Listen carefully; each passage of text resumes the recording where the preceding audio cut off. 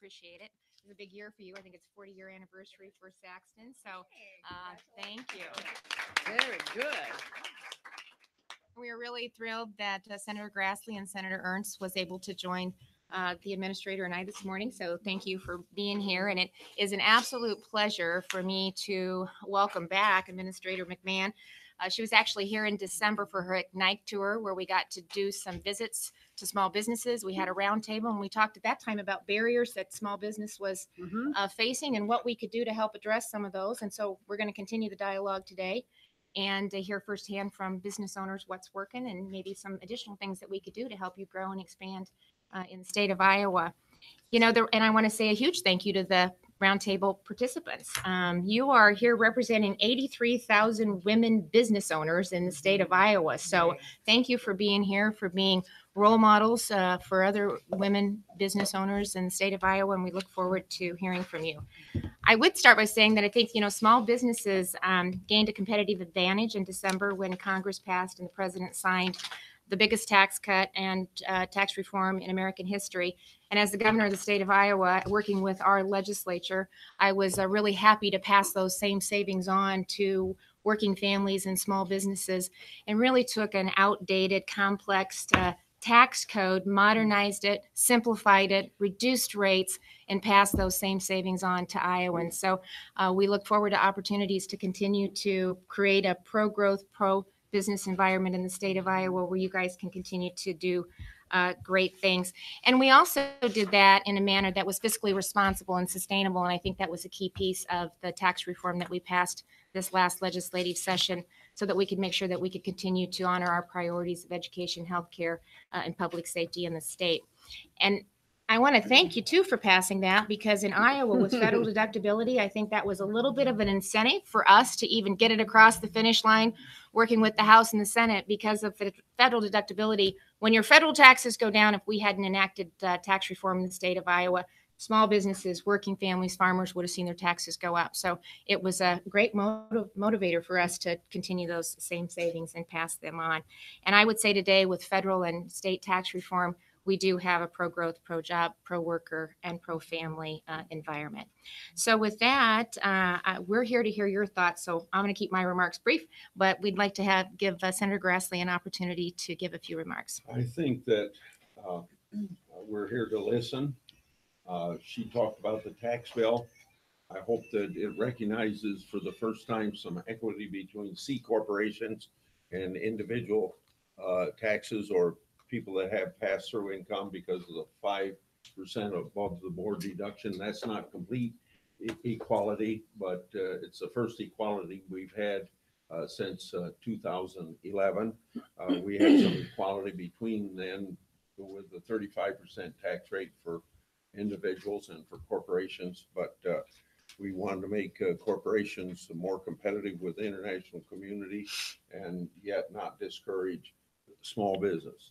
And I think that just so you know about women in small business, my youngest daughter, Michelle, started a business in Cedar Falls that has, I think, 8 or 9 employees. Within the last year, she sold it to the National Association of Financial Insurance Advisors, but those employees are still employed in Cedar Falls, Iowa, and she's a employee now of the National Association.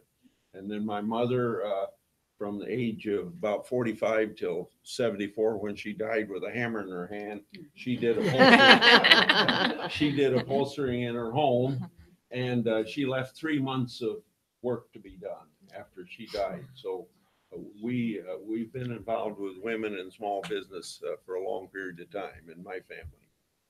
Senator Ernst? Thank you very much.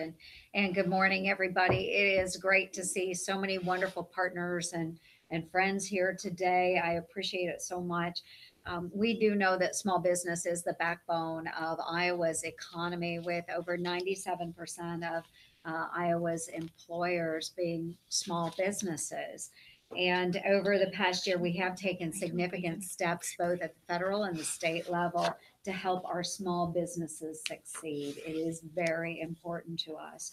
And most notably, as the governor had mentioned, we did pass at the federal level the Tax Cuts and Jobs Act. We felt that was a very significant step forward for our small businesses.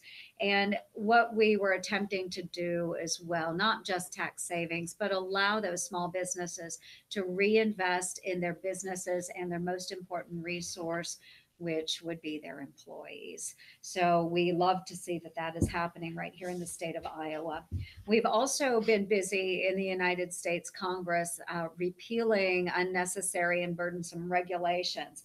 And what we have been able to accomplish just in a few short years is undoing regulations which cost our taxpayers and businesses around $80 billion. So that's the potential savings for our businesses and taxpayers. Now, earlier this summer, President Trump signed into law a bill that will roll back some of those regulations imposed by Dodd-Frank and rolling those back on community banks and credit unions, which will allow small financial institutions to focus on supporting their communities rather than complying with those one size fits all big bank type regulations. So by repealing some of these burdensome regulations and rules and coupling that with the tax reform, we have fueled economic growth across the United States, and it has also contributed to some of the highest levels of consumer confidence we have seen in years. We know we still have a lot of work left to be done, and that's why I'm glad to participate today. Focus our efforts on women-owned small businesses and be able to figure out good, solid paths forward, not only at the state level, but of course in federal government as well. So thank you very much. Yeah, I think Good to be here. with the partnerships, we're actually seeing our business owners who are increasing salaries, providing benefits. They're investing in their companies by expanding and therefore investing in our communities and in our state economy. So we have countless stories of businesses across the state that have taken those savings and reinvested in Iowa. And so we're grateful for that. Well, our guest this morning really doesn't need a formal introduction. She's a member, of course, of President Trump's cabinet, and she constantly fights for the 30 million small businesses in America. As I indicated earlier, she was here in December, so we're so proud to have her back again. We appreciate that very much. And she has been a longtime advocate for women in leadership and business. I love the fact that one of the most influential women in our country was an entrepreneur and a business executive herself, co-founder and former CEO of WWE. And I love this. She grew WWE from 13-person regional operation to 800 employees around the globe. So let's give a warm Iowa welcome to SBA Administrator Linda McMahon. Well, I'm delighted to be back in Iowa. And when I came last time, it was just days before the tax cut and regulation rollback package was passed. So everybody had their fingers crossed, and everywhere I went, it's like, we're just hoping for tax cuts. So now they became a reality. And as I'm touring the country, and by the way, I made a pledge when I became administrator of the SBA that I would visit all of our 68 district offices around the country. So yesterday in Omaha was number 50 out of 68 and my 40th state. So and the purpose of doing that really was because I'm the administrator and it's like visiting your branch offices. But secondly, it's because I wanted to have roundtables like we're having today, visit small businesses, around the country, really get that feedback, because the president has urged each of us in the cabinet to get outside of the Washington bubble, to get out and talk to the people in our country. For me, especially from SBA, to visit with our small businesses. What are people saying? How are they feeling? What are we helping them with? What do we need to continue to help them with? And so it's very vital, as I am advocating for the 30 million small businesses, around the country, to be able to say, okay, that landscape owner in Jacksonville, Florida, that told me, yeah, that new truck is his tax cut truck. And it was $80,000. He wouldn't have been able to have bought it if he wasn't able to deduct that, in this year. other stories like that all around the country. So it's just excellent. I'm very happy to be here in Iowa, where you have such a great economy. You have a great governor. You have senators that are constantly championing, for you as well as our country. So thank you for having me this morning. Well, we're happy to have you back. It sounds a little bit like the 99 county tour, doesn't it? We are real familiar with that. So we support that, and we believe it's the right thing to do. So as we start, so we can introduce the panelists to the guests that have joined us here today, by the way, and thank you to all of you for being here and being a part of this panel. We appreciate it very much. If we go around and just introduce yourself and just give a brief overview of your business. Kim Oxberger, president and owner of Saxton, and welcome everyone. We are honored and it's a privilege to host this event, and we are really looking forward to it. Saxton, as Governor Reynolds said, we are celebrating our 40th year this year, and we are focused on helping companies create spaces where people can thrive. And our target market are companies that value their people and are open to leveraging the power of space to shape the human experience at work. We do this in 4 vertical markets. So we do offices like this, healthcare, senior living, and higher education. And what I think sets us apart is we're very knowledge-based. So all of our work is really informed by research. We are a value-driven organization. We have an open financial conversation platform that we use to guide our customers through the decision-making process in order to achieve best long-term results. And we are outcomes focused. We help companies move the needle on important business strategies like culture, recruitment, retention, employee engagement, speed to market, and innovation, which I think there's a growing awareness that space matters, but that's kind of our tagline. We believe space matters. If you haven't heard of us before, I can name some customers that I think you may have heard of. Mercy Hospital is a big customer of ours across the state. University of Iowa, ACT, Bankers Trust, Rain and Hail, Delta Dental, just to name a few. And we're really proud. Our highest profile project right now is we are working on the new Come-and-Go headquarters in downtown. That's a big one. So just a Great. brief overview. There you go. Thank you so much. Barb? My name is Barb Kniff from Pella, Iowa. Thank you, each and every one of you, for all that you do for us as small business. In my 40th year next year, congratulations. We do telecommunications, so we work for the ICN network. We work for a lot of the local telephone companies across all the counties, which Iowa actually has the most local telephone companies in any state within the United States. We do work for the universities, anything that's underground. We use the Vermeer equipment in Pella, which is fantastic equipment, and Mary Anderga, the owner of that company up there. So my employees are fantastic. I can't say enough good things about the longevity of the employees that I do have. And I thank them routinely for being there, because without them, I don't exist. So we are traveling and bidding a 7-state area, concentration in the Iowa area, and just appreciate the opportunities that Iowa has for us to be here. When they truly say the land of opportunity here in Iowa, I believe that. So today on my drive from Pella, back of a farmer's truck said, "Thanks, Iowa." And I thought, boy, that just truly sums it up as to where we're at and the opportunities that we do have as not only women business owners, but as any small business owner here. So thank you again. Thanks, Barb. Rachel? Thank you. My name is Rachel Eubank, and I'm president of Sticks, which is a Des Moines-based art, furniture, public art installation company. This is our 26th year in business, and our business is focused on custom furniture and art pieces that tell stories and histories. So we feel like that's really an inherent part of the tradition of Iowa and Iowa art, going back to, if you go to Amana and see the traditional wood and wood burning and painting.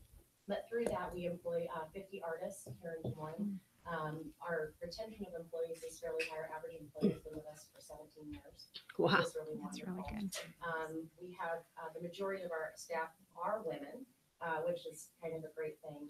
And as a woman and a mother, I think being able to relate to our employees and their needs is one of the things that's helped us with that retention. We have about 175 stores nationwide that carry our work. So although we're kind of recognized locally, the majority of our footprint does go outside the state of Iowa. And it's always wonderful to me to run into people that I know that say, oh, I was just in this place and I saw sticks and I told them I'm from Iowa. And it's almost like we're, a small community that recognizes us when we go outside of our own bounds. So I'm proud to represent family business and to, like I said, be an employer of people that specialize in the creative arts. Thanks, Rachel. Marianne? I'm Mary Ann Kennedy. My company is Primary Source. I'm located in Urbandale, Iowa. And I consider myself a micro business with 6.5 employees. We provide promotional products, awards, and corporate apparel to businesses, education, facilities, nonprofits, and associations. Our tagline is promotional products with a purpose. So we help our clients be very purposeful in how they spend their marketing dollars. What sets us apart, I feel, is our people. We actually have people that will help our clients, not just a computer. And we have a lovely showroom that will rival any in the Midwest. So we're proud to be right here in Iowa. And thank you for all of you for this opportunity of discussion. I consider it education, but for you to be this involved in the health of Iowa businesses is so impressive and very appreciative. Thank you. I'm Lana Paul. Family business started in 1972 called Greetings Incorporated. We're a trucking company. In 1975, we expanded into the warehousing in Knoxville and Pella. And we are expanding this year. In fact, we're building another 39,000 square foot addition and looking at buying another building on top of it. 3 years ago in August, we decided that that wasn't enough for us to do. So we decided to open Mobility Sales and Equipment, which is an outdoor power equipment sales company. We sell lawnmowers, we sell tractors, we sell trailers, dump and cargo vans, and we also sell XTV. It's been an interesting transition.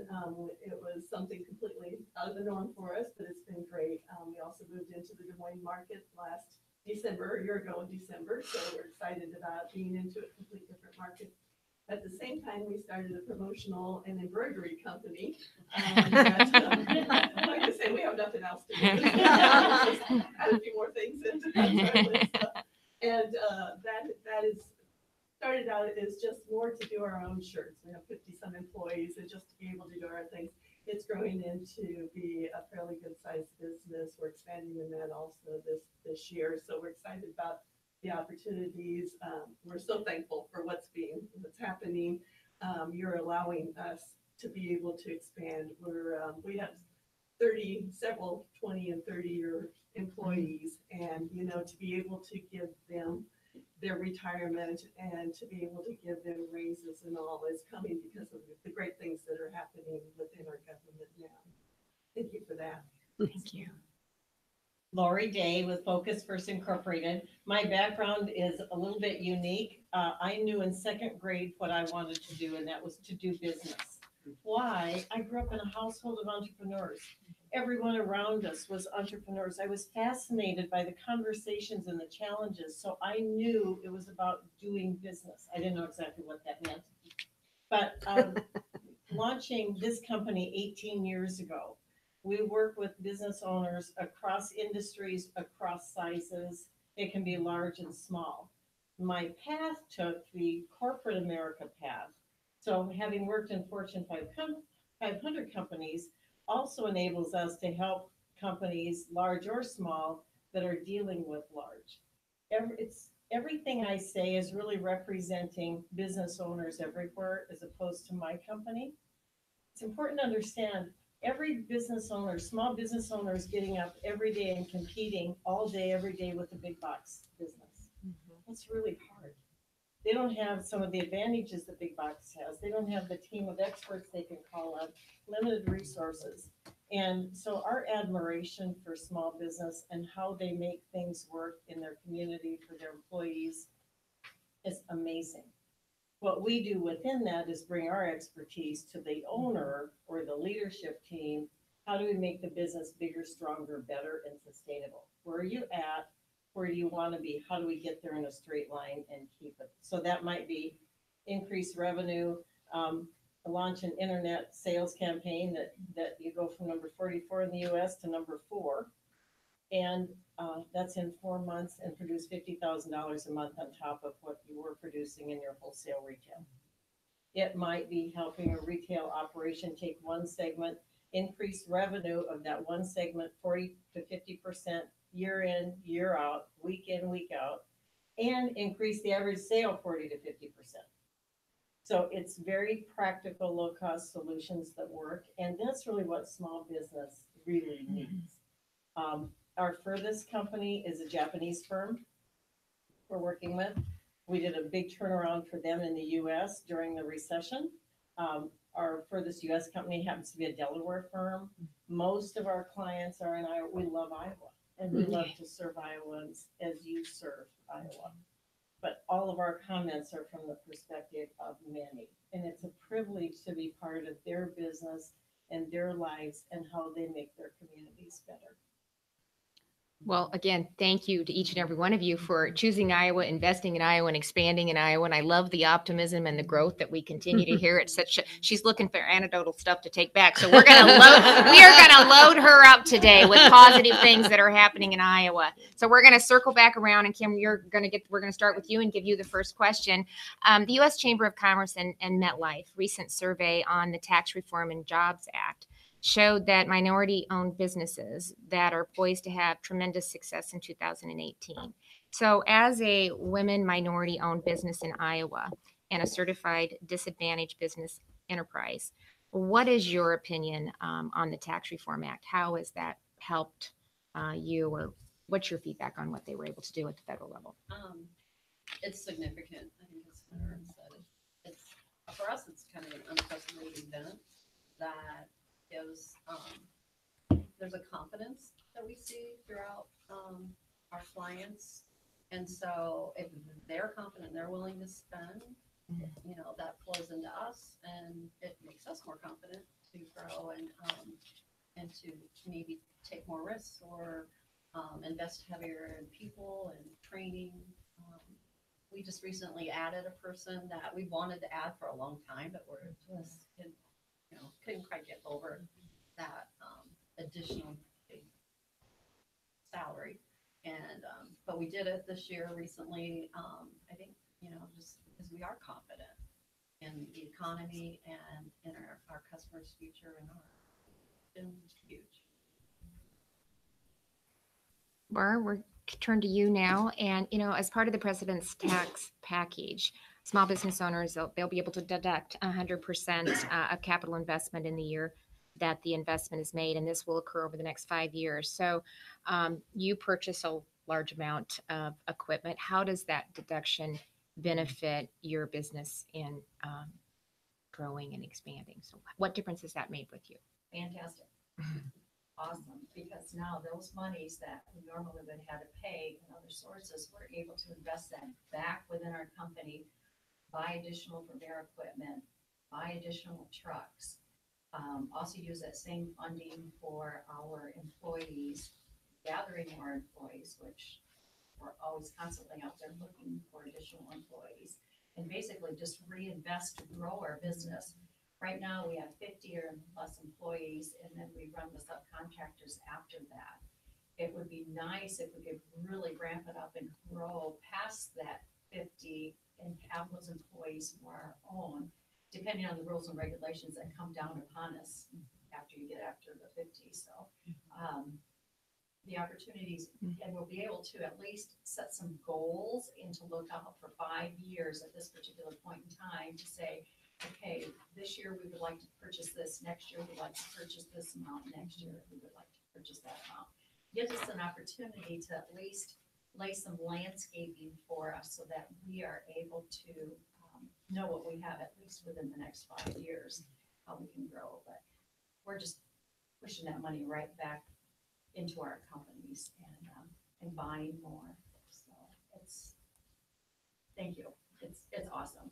It truly is. For being in small business right now, now is the land and now is the time for opportunities for us to grow. So can't say enough good things about that. I think the 5 years too is, like you indicated, Mhm. was really instrumental piece of that. So that does give you some time to do a little bit of long-term planning and map out how to really take advantage of what that brings to your company. It does. Thank you. So Rachel, you're also a manufacturer of furniture, great furniture and other products.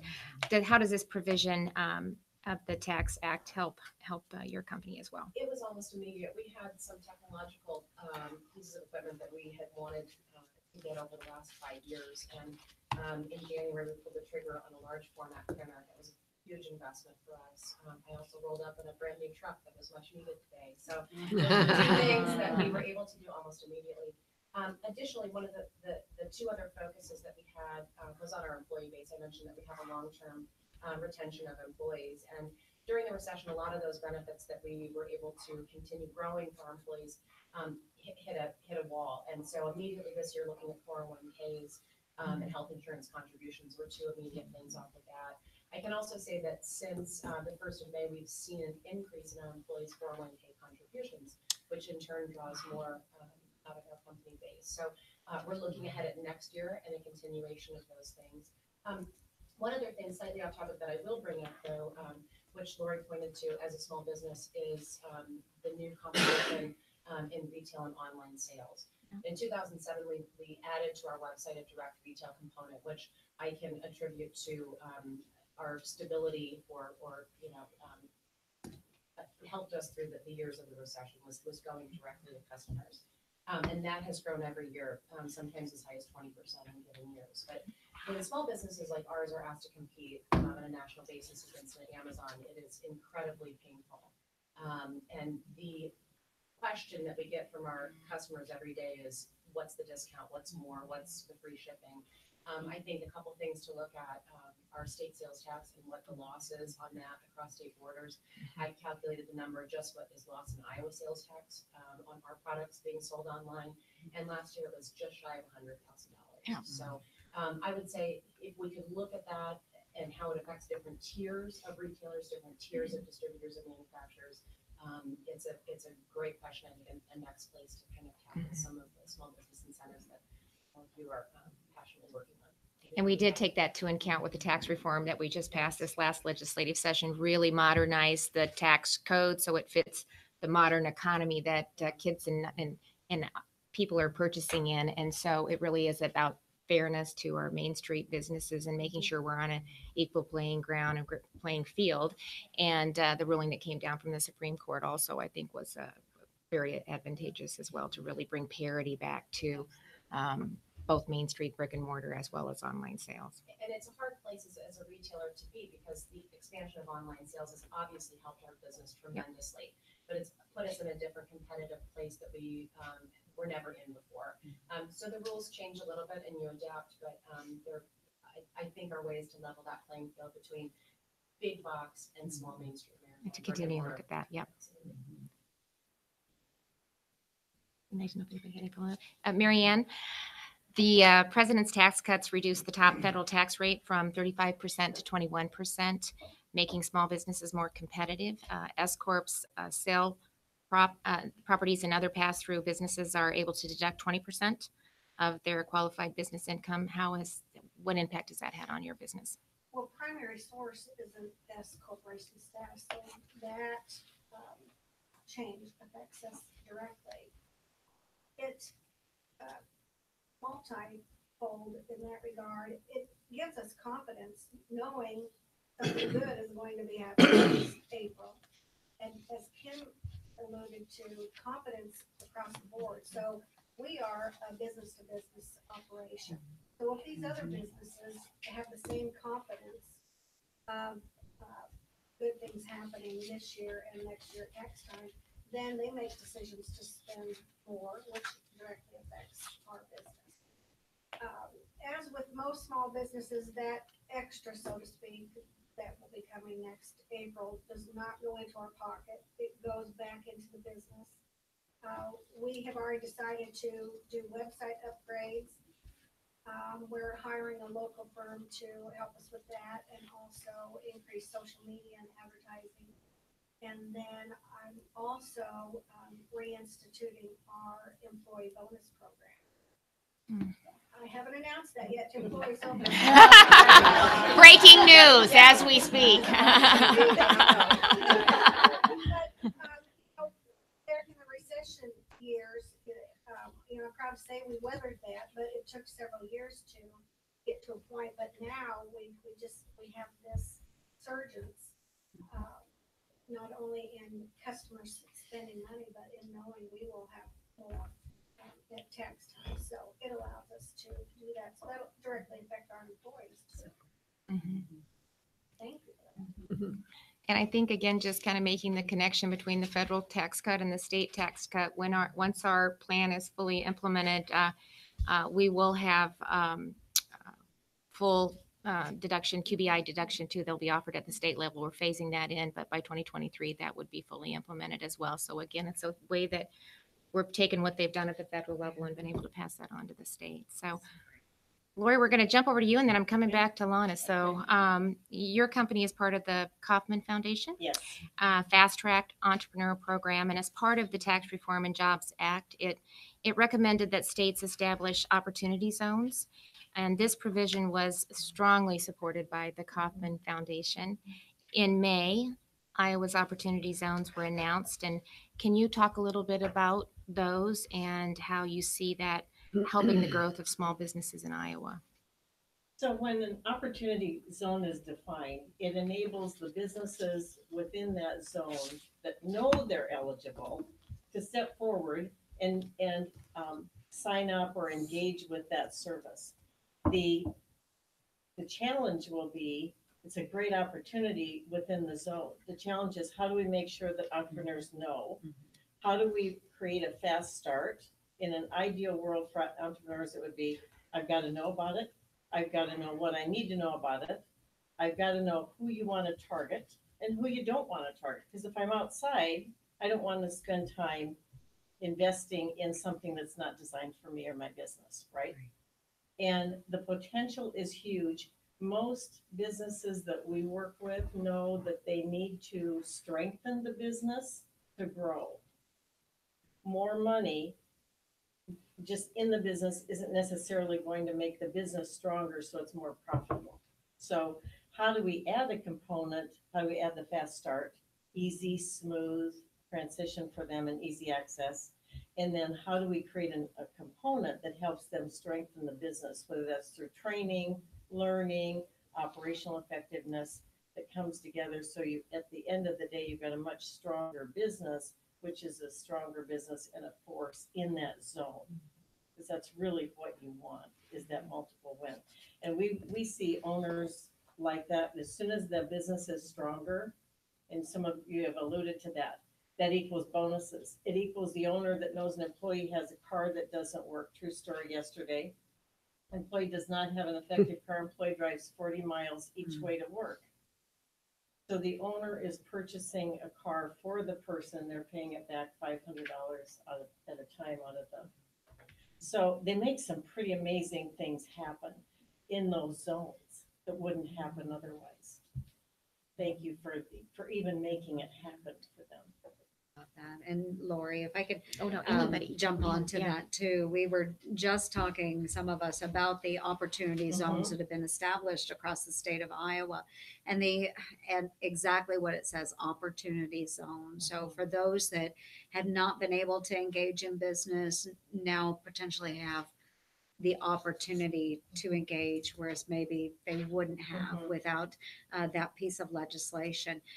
Senator Tim Scott of South Carolina was the primary sponsor of that. I know there were a number of us that joined in on that particular amendment. But what we want to do is empower people and put them on a good path forward. And so we're so excited. I think in Iowa, I think we have 62 Mhm. opportunity zones, and I am anxious to see how those progress through the years. Yes. This is the right direction to move. And, Thank and you are for you, that. are you finding that that is really a key to attracting more capital into those zones? Yes, when it start, it gives hope, right? Mhm. Hope is step one, and then opportunity. People don't lack ideas or opportunity for the business to grow. There's always a barrier or restraint. It may be capital, it may be equipment, it may be employees, it may be logistics, but what is the barrier? How do we solve that? How do we strengthen the business so Mhm. it's stronger and can do more? If something is broken in the business and you just get more customers, it's still broken. Now you have more people that you're upsetting, Mhm. right? Mhm. But the zones, depending on how they're constructed and whether entrepreneurs are at the table, Mhm. because if entrepreneurs are here, they'd be looking to say, who's at the table? Right. Are we at the table? What do we really need for that stronger business? And how does that affect the zone? So it moves from survival to thriving, but that requires the vision step. So, and for some business owners, they're just weary. So how do we inspire them? Is this a tool to help inspire a zone and a region to be more, think bigger, do more? And I think something that Barb and I were talking about too is just having those good examples, the leadership in different areas to really inspire those entrepreneurs, inspire those business owners, give them the leg up, show them that it can be done, and provide guidance along the way. So it's an important step forward. Iowa has some amazing businesses that we've never heard of doing incredible. Jane is very, very familiar with many of them and knows the owners personally, but so many great stories of amazing work. And how do we get those showcased and leveraged for that zone? So I have to step in for a second and just give a little plug to Yay. SBA. As you should, right? We're setting her up. Because Lori, exactly what you're talking about is what SBA does not only in the state but around the country through our women's business centers, our SCORE offices, our SBDCs, our VBOX, which are outreach to our veterans opportunities, because it is about understanding how to develop that market plan, how to write your business plan, how to get access to capital. So if there are those entrepreneurs who are listening to, go see Lori for sure, but you can also look at sba.gov and see a lot of the things that are available to you, through Small Business Administration. So I invite you to take advantage of everything, because we're all about business growth. Because small businesses are the backbone of our economy. There are 30 million of them in the United States, and over half of the workforce in our country either works for or owns a small business. Same, and Iowa is right in that average. So it is really all about supporting those entrepreneurs in every way possible. The confidence level, access to capital, and the mentoring, it's all there. So thank you for what you do. It is about raising awareness too. We did a Stories of Women's Lives tour and really focused on women small business owners and just women making a difference in communities all across the state. And one thing that we noticed, there just are amazing, amazing businesses and stories. We're just not doing a very good job of elevating and telling that story. And so we are always looking for an opportunity to highlight at every stop. I said this to you earlier, Administrator, that SBDC and the Small Business Administration really has helped, and the women always recognize the benefit that they brought to the table, whether it was with investment, business plans, succession, whatever, marketing, using social media. How do we recognize and get our message out? And they were always recognized as a key component to the success that they were seeing in their business. So it truly is a partnership, and it's going to take all of us, I think, working together to continue to drive that. Well, Lana, bonus depreciation was a big piece of this also, and the fact that in the first year, bonus depreciation increased to 100%, and they allowed used tractor and trailers to qualify now for bonus appreciation. So talk a little bit about how that's impacted what you do in your Well, business. That was very much appreciated this year and came at a critical time for our company. In this past 7.5 years, I've been purchasing my 3 older brothers' stock. And so as you can imagine, that's been quite a challenge. They all retired within a year of each other. So I tell everybody every day, I'm 3/4 of my business is going out the door for a while until we get them paid out.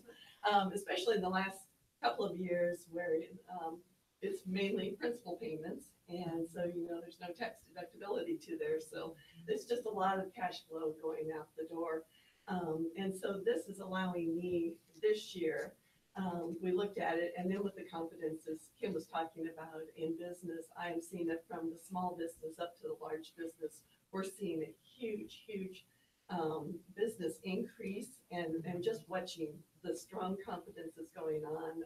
I'm dealing with somebody coming from out of state that's looking at locating in Pella right now, looking for space, dealing with a startup company in Pella.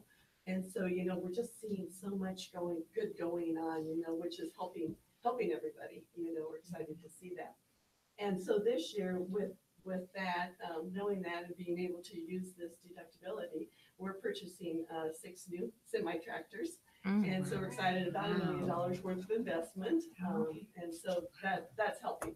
If we didn't have that, it would have been more of a struggle, but because of the confidence and because of this provision, it's allowing us to do this. We're also spending $2 million on our building and, on the other side of our company. So we're expanding all the way around, and it's because of the Tax Reform Act. We feel confident to do this. And so it's been huge for us. It really has. Administrator, do you have any follow-up questions, or I'll just open it up for any other No, things? please go right ahead. Let's just, at this point, I'd like to just open it up and just give you all an opportunity. Maybe are there additional areas that we need to be taking a look at, or how can we continue to build on the progress that we've seen with the Tax Reform Act, both at the federal and state level? Any other issues that, we could visit about this morning? Could I ask a question of any one of them or all of them? Or anyone in the panel, yeah. Our baritones. Yeah. please. I've heard these words, confidence, Yeah. take risk, predictability, and certainty. How does it compare to previous years you've been in business? I guess I'll answer first. During the recession years, it was very difficult to predict one year to the next. And like I mentioned, with a workforce in place, we couldn't make promises of an increase the next year, or a bonus, or a match on a 401k that would continue. When you have people that have been with you that long that are looking at their future, and that is the basis of our product, it was very unpredictable. I think this is. Was it a strictly economic thing, or was government doing things that wouldn't give you so much confidence? Both. Changes to healthcare were certainly an impact on our employees, and there were decisions that both they had to make and we had to make as a business. We had a large number of our workforce that would have benefited from going off of an employer-sponsored plan to the Affordable Care Act.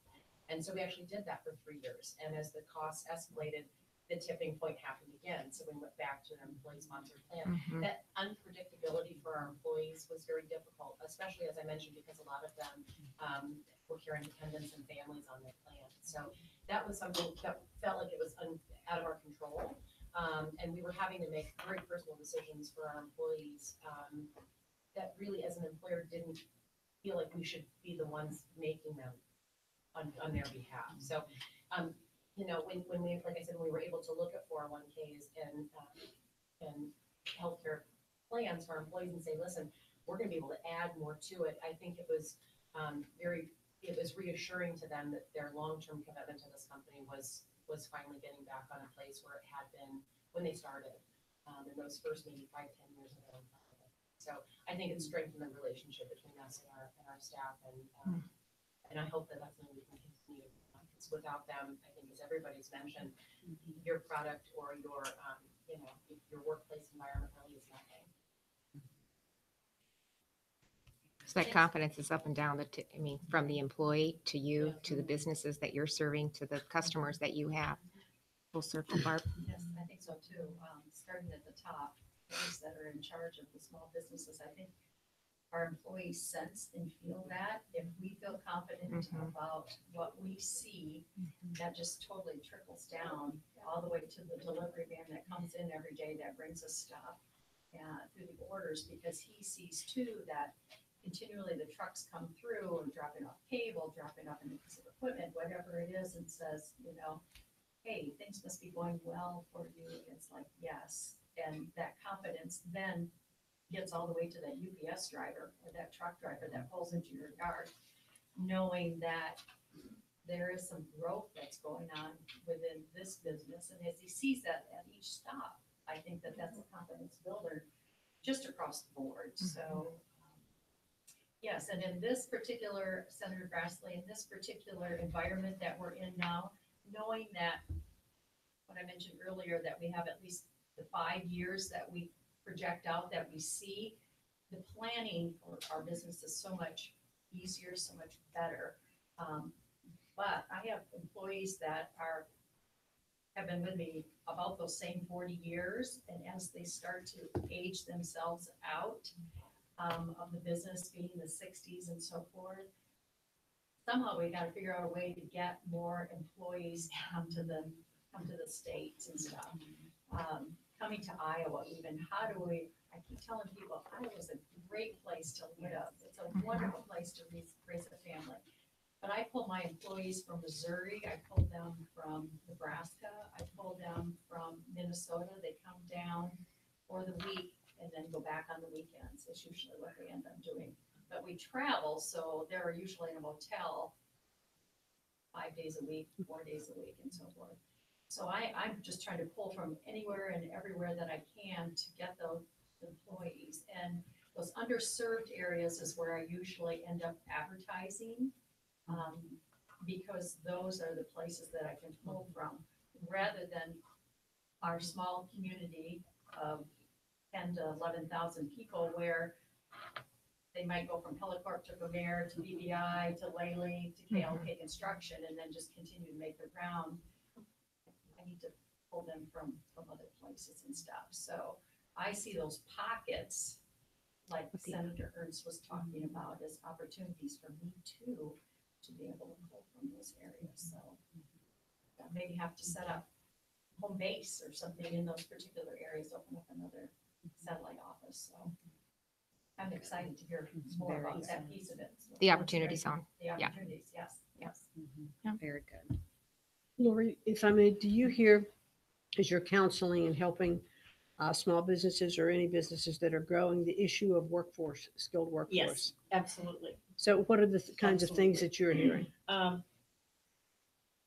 Again, they're competing with big box businesses for the talent. Of course, they got great benefits and a structure and longevity, perceived longevity.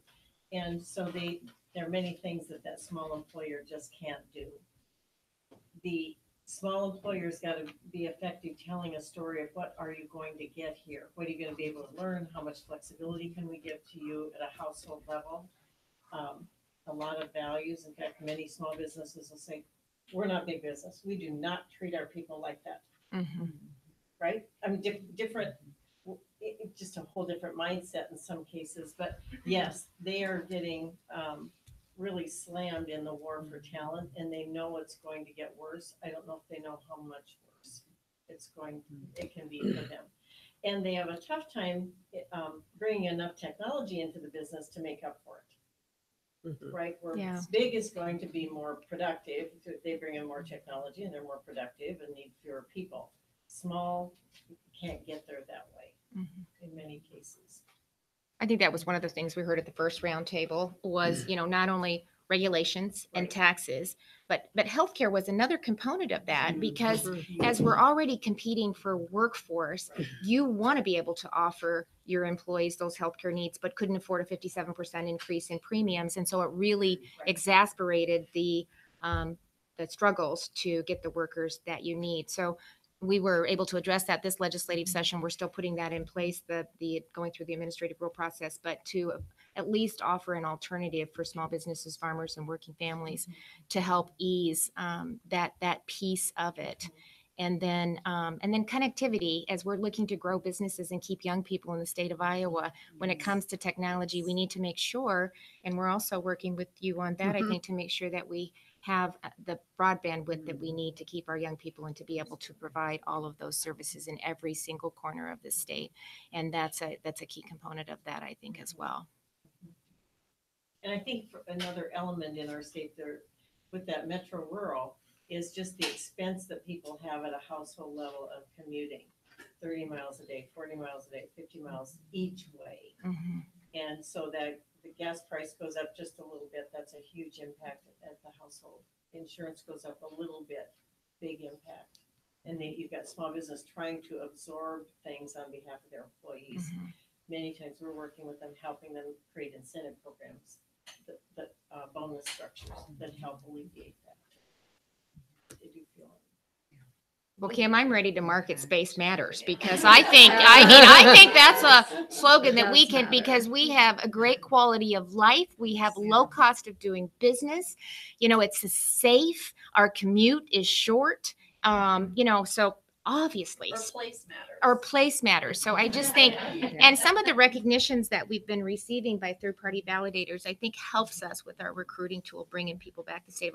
I interrupted somebody and I'm here to listen, so I apologize for that. No, you're fine. One of the things I wanted to mention was I just had the opportunity to be kind of a roundtable for teachers that was with Iowa Workforce Development and DMAC in Pella. And we've done this for 3 years now, and we're usually the small business there. And Pelicorp was there, Vermeer's, 3M's been there in the past, and Precision Pulley. And so the teachers, we talk a little bit about what we do, how long we've been in business, and then the teachers throw questions at us, and asking what we see in the young kids coming out and that type of stuff. And so it's been very interesting. And the 3 years, it's changed quite a little in the questioning. So, but one of the things that we really discussed with them was keeping the kids in Iowa to be able to do this, and that we have so many opportunities here, and he said, if you can start helping us to ingrain that in these children's heads, to start looking maybe early, come and visit our businesses, in high school or whatever, do some tours of what we have. And I said, as a small business owner, we see very few employees or applicants come out of that sector because I think they think, oh, we're small, we're trucking, we have nothing else. They don't realize that we're so diversified in what we do and we have many, many opportunities.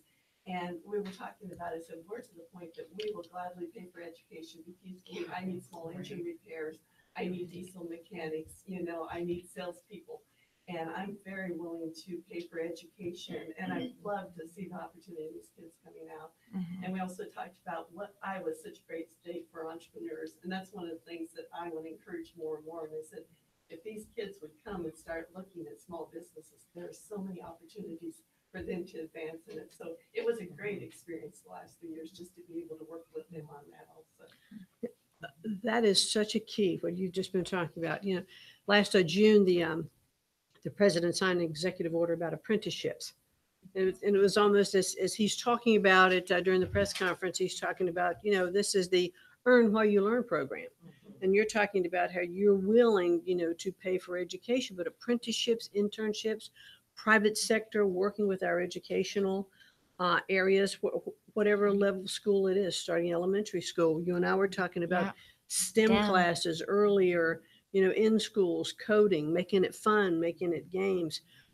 But if we can sort of change, and I've been working with Betsy DeVos, Secretary of Education, and also Alex Acosta, Secretary of Labor, of looking at how do we kind of shift this paradigm of education to be that the curriculum is driven by really the private sector and the workforce as to what we need. And you're saying that very same thing.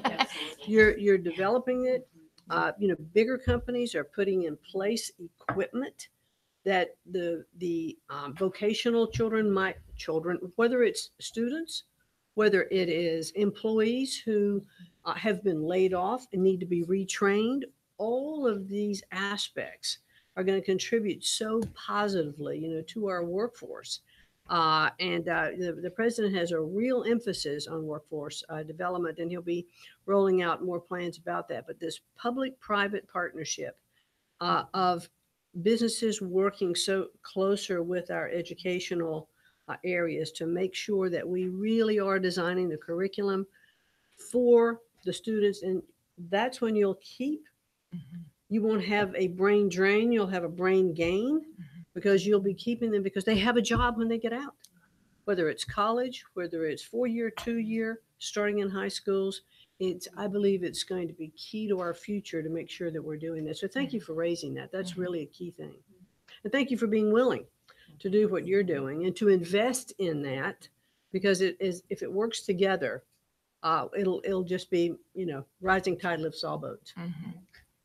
And we're seeing it. It's building relationships with business and industry educators and our students. And they're staying because of the relationships that are being built. We just launched down in Pella the welding apprenticeship program that's incorporated into the high school so that they will come out with, after that last year of employment, with the company that they signed on to with a signing bonus, like a college team, but it is a manufacturer in the area that they will, learn the trade and be apprenticeship and go to work at the company. So it's so exciting, really, It is. when you look at how it's transforming and how that's really going to help our young people and adults retrain, but see the many different pathways to outstanding careers that exist in the state. And it truly is a public-private partnership. They were operating in silos, and we just can't have that anymore. We just are so appreciative when our businesses come in and be a part of that. So, well, I'm getting the cards from Catherine that we're running out of time. So I'll just say thank you again to each and every one of you for being here and what you do in the state of Iowa for Iowans and for our state. And I'm going to give the closing remarks to Administrator McMahon, and again say thank you for being here and being a part of that. We really appreciate it very much. Well, thank you, and it's really a privilege to be on this panel.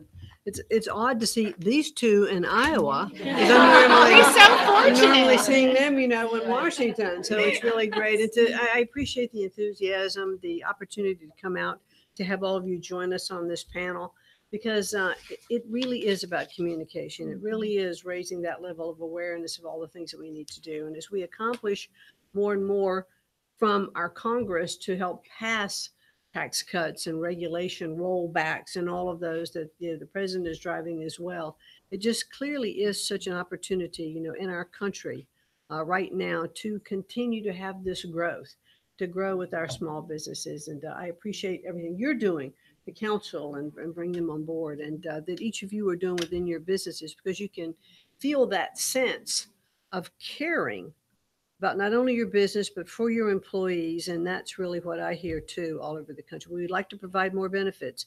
We'd like to be able to give more raises and bonuses. We'd like to be able to attract and acquire a workforce. And then we have to have policies in place to retain them.